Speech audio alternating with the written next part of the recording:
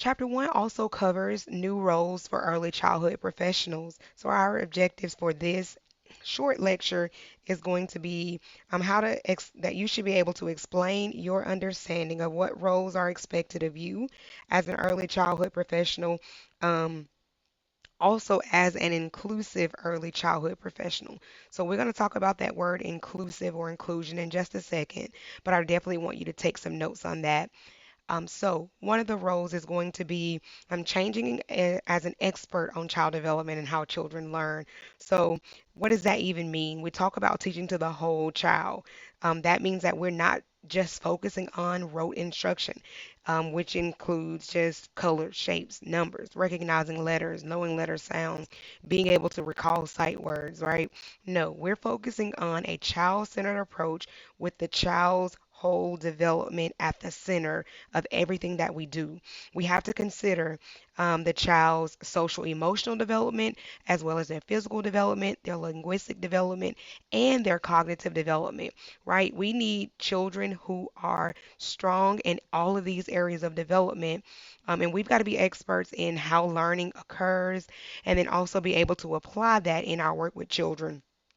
So we talk about how these roles are changing, and you may ask, how could the role be changing? The textbook puts it in the perspective that we could be preparing children for careers that don't even exist yet. So that means that we got to consider how fast the world is changing. So just as the way that the world is changing and the way that we understand child development, our practices have to change as well. So another one of the roles that the textbook mentioned was the teacher as an instructional leader and curriculum planner. So curriculum again is just the activities that we present in front of children, the standards that we're teaching to, what we say, how we say it, the materials that we pull to be able to teach. Curriculum is essentially what you use to teach. Think of it kind of like that. There are some formal curricula, and then there's also some informal curricula. Um, that some centers or schools will adopt to kind of support their teachers and to make sure that what they're doing is research based. But as the instructional leader, we have to know how to plan for each child, right? We got to know what our children are learning, why they need to be learning these things, how to guide them, how to teach them, and then also how to assess. Put this in your notes. Assess just means to check for understanding. We've got to be constantly being intentional again as our children are talking or conversing with each other or solving problems or bringing themselves back down to calm or talking to us. We have to be constantly checking for their development, seeing, saying, all right, how are they speaking? What order are they putting these words in? Are they using pronouns?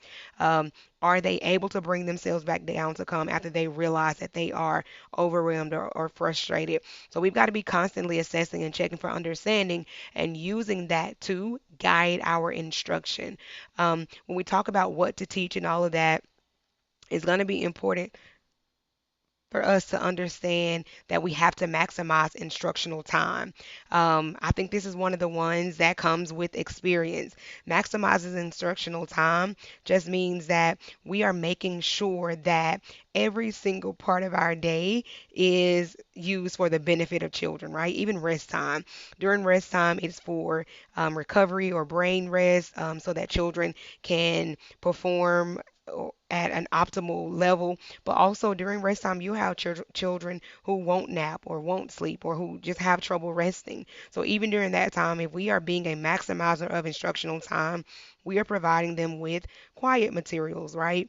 That are going to again, just kind of develop them in all these areas of development that we were talking about. The most important thing for us to remember, though, is to use our standards to guide our instruction so that we'll make sure that as we are being intentional and maximizing this time that we have with children while they are in our care, that what we're doing is relevant, right? So for our children from birth to age 4, and there's even up to 5 years old, we're going to our standards that we refer to as ACELs, the Alabama Standards for Early Learning and Development, are going to tell us what our children from birth to age 5 should be able to know, learn, and do.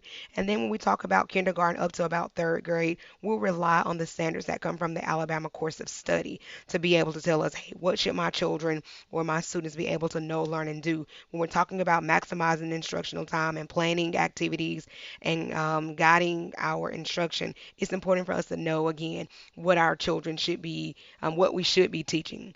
Um, so that's going to be important for us to know, like callback tunes, or how to gather our children's attention, or things that we can do while our children are either waiting in line for the restroom, or waiting at drop off and pick up times, or whatever the times are that like may seem like downtime. Maximizing our instructional time means that we're playing games like I Spy, or we may be counting in silly voices, or we may be practicing being very still, right? Working on those emotional or those self-regulation skills. But that again comes with time and practice, and that's going to be important for you to just kind of look up ways to for transitions for young children. The teacher as a designer of performance-based accountability for learning. Essentially, that's just going to kind of speak to the way that districts, school districts, and programs are using data to kind of determine, are you an effective teacher, right? Did the children that were in your care for this school year learn what they were supposed to be learning? Did you do your job essentially? So with that accountability piece kind of coming in, it puts more pressure on teachers to kind of understand that role and make sure again that we are checking our own data consistently so that we'll make sure that we are being effective as possible. And I think these kind of go hand in hand when we talk about looking at the data. There is such a huge push, especially right now in Alabama. We have our Alabama Literacy Act. The Literacy Act for Alabama means that if children aren't reading on grade level by grade 3, then they are at risk for being retained in the third grade. So there's a standardized test that all students in the third grade take in our state. And again, if they don't pass, there's some other ways that they could prove that they are proficient in reading on grade level, but they are at risk for failing and being retained. There's a lot of research that also supports that children who aren't reading on grade level by grade 3 are at a higher risk for failure and all of that. But again, that just kind of puts more pressure as one of those roles for professionals in the field. The teacher as the integrator of content and technology, again, when we talk about how the world is changing and how we are being very reliant on technology and all of those things, it's important for us to be aware with that, to be aware of kind of um, those demands that our students are going to have, and to make sure that our children are literate in different types of technology. Again, also not just knowing how to use an iPad, but also knowing how to operate maybe a computer mouse, and also audio devices to record themselves, to record videos, to also be able to use technology as a tools for learning information. So thinking less of using technology for entertainment and more as a resource. That's going to be important.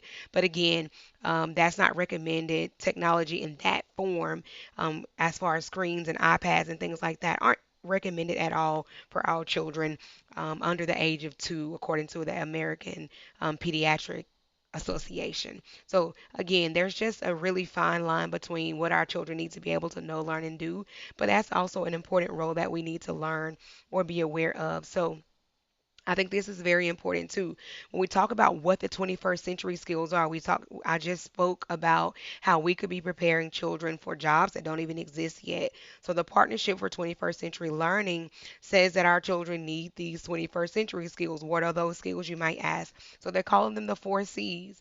Our students need to be able to collaborate effectively, to be creative in their thinking, to be critical thinkers, right? And to be problem solvers, and then also to be able to effectively communicate. So I want you to kind of pause it here to kind of see what all of these things entail. What does it look like to be able to collaborate and all of those things? But I think it's important again for us to understand that this is another role. Sometimes all of these may not appear in those standards, But if we are being effective in our practices and in our classroom, we are always immersing them in high quality and language rich experiences. Some of this, all of these 21st century skills would definitely be enhanced in our young children, which is, again, that's a very vital role that will play for their futures. When we think about the teacher as a promoter of inclusion, again, I told you inclusion was a very important um, word or concept in early childhood. Inclusion is just the concept or the idea that um, children learning in the learning environment alongside their peers, regardless of their ability. So, if you'll think about the field of early childhood education, we have not only children who are typically developing in the same learning environment, but we're also seeing this merge with early childhood special education as well. So it is highly likely that in your classroom as an early childhood professional, you will also have children with various abilities, right? So children with and without disabilities, regardless of whether that be a physical disability, a medical condition, or a developmental delay or any of those things. So we're talking about children learning amongst their peers regardless of their abilities. And there's a lot of nuances that kind of go into that when we talk about least restrictive environment and all of that, which we'll kind of touch on a little bit later. But it's important for us to be able to understand that we need to know how to promote inclusion in our classrooms. And I think a very important resource for that when we go to ACELs. When I look at the online version, Appendix 3 is going to provide us with some really helpful information about how we can be supporters and how we can promote inclusive learning environments, things that we can do for children with different types of disabilities or abilities, and what that kind of looks like in our early learning program. So I highly encourage you to go ahead and take a look at Appendix 3 in the back of your A Sales book, kind of highlight, take some notes to kind of see what that looks like and what our role is in implementing inclusive learning environments as well. We think about the teacher as a collaborator. In many early learning programs, we'll see classrooms with more than one teacher in them. But even as we go up to kindergarten, first, second, and third grade, even though some of those classrooms operate on with only one teacher, the very important thing to realize is that teachers need each other, y'all. It's important for us to be able to communicate and collaborate and plan, also to provide feedback and to share information with the people who are our colleagues in our building, right? Sometimes that may be the teacher that teaches the same grade level as you, and sometimes it may be a teacher who teaches the previous grade level or the grade level above you.